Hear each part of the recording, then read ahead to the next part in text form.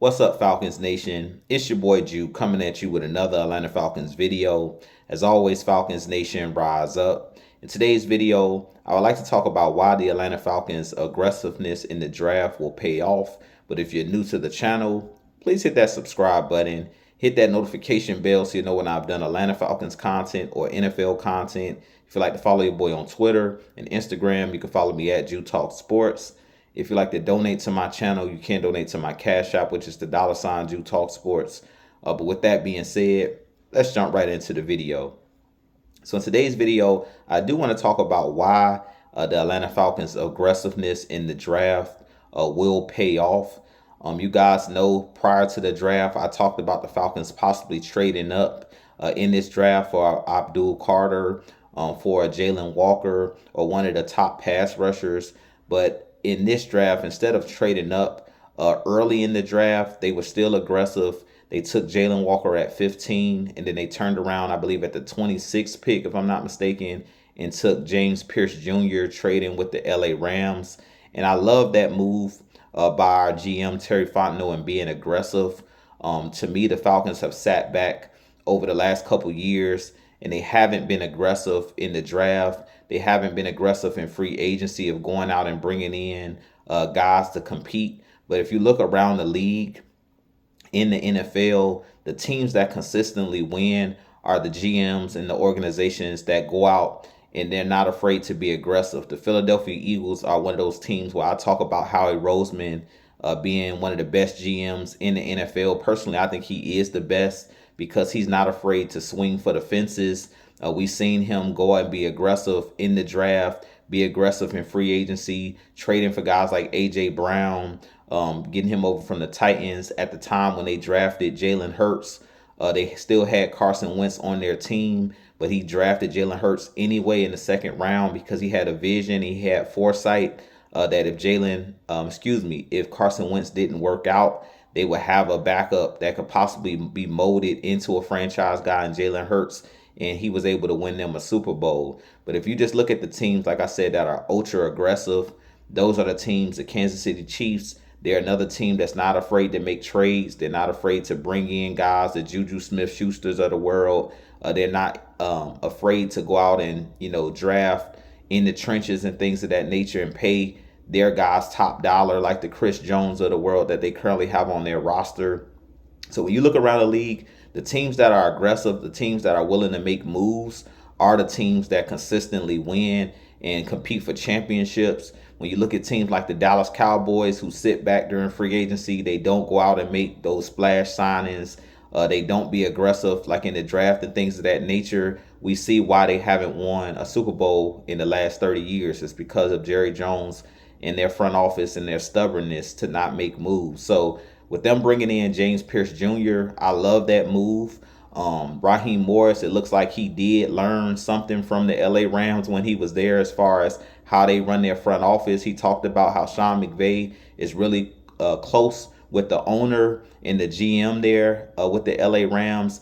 And one thing that it looks like he learned was how aggressive they were when they won that Super Bowl, trading for Von Miller, bringing in guys like Leonard Floyd, who we recently brought in this offseason, bringing in a Jalen Ramsey, and trading most of their high draft picks, and they were able to win a Super Bowl. And I really feel like they're trying to replicate that same thing with our Atlanta Falcons, which I think is very smart.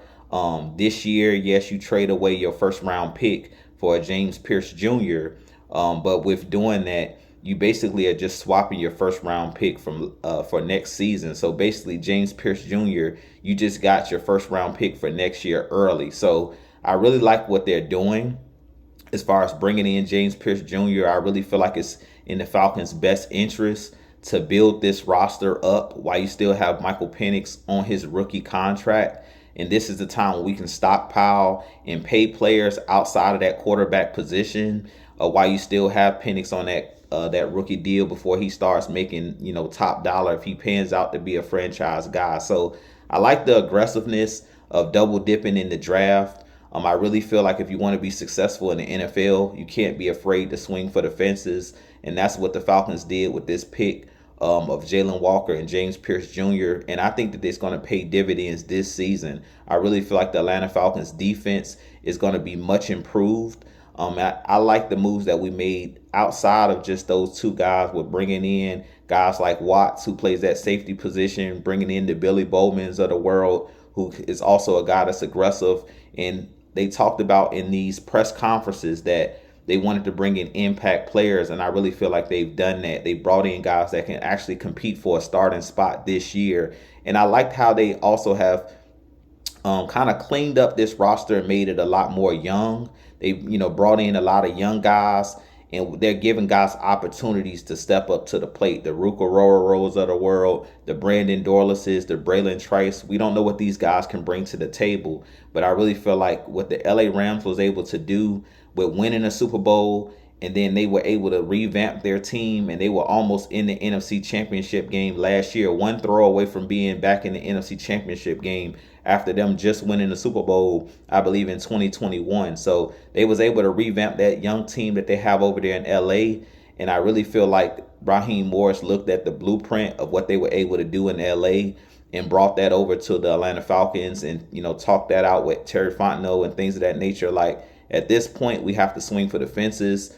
If it takes us giving up picks to get impact players, I prefer doing that. I hear a lot of times where fans and media talks about, trading down and getting a ton of draft picks. But my problem with trading down sometimes in the draft is if you don't have a proven GM who knows how to spot talent in the later rounds, having those extra picks is not really going to help you if you still draft the wrong players. It does give you more, rolls, if you say rolls of the dice, because we know the draft is a crapshoot. So it does give you more attempts, at bat and things of that nature. But I really still feel like at the end of the day, I prefer having the cream of the crop type players. And I really feel like what the Falcons did in this draft is they went quality over quantity, and they looked at the safe picks.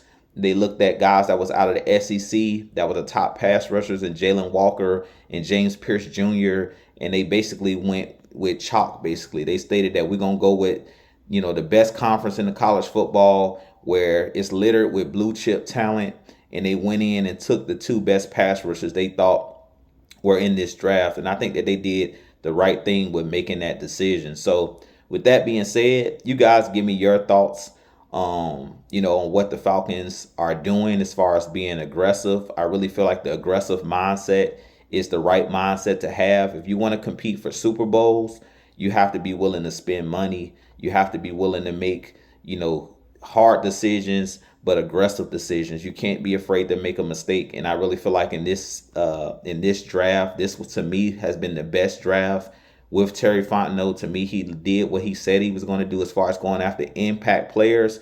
Pretty much every single player that they drafted, I can see, especially on the defensive side of the ball, I can see them guys starting from day one. So that's saying a lot. So with that being said, you guys give me your thoughts. I'll have a lot more content coming for you guys. If you enjoy my content, hit that subscribe button for your boy. But I have a lot more coming for you guys. As always, Falcons Nation, rise up, be blessed. Peace.